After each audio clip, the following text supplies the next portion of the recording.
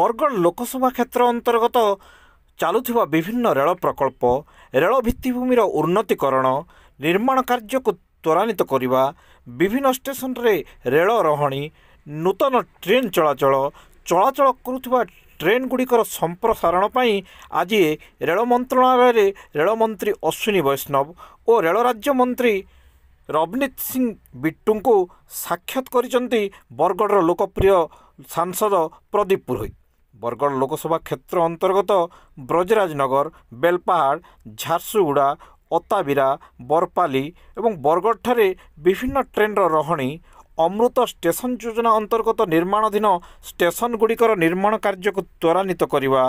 बरगढ़ नुआपड़ा रेलपथ निर्माण कार्य को यथाशीघ्र गतिशील करने प्रस्तावित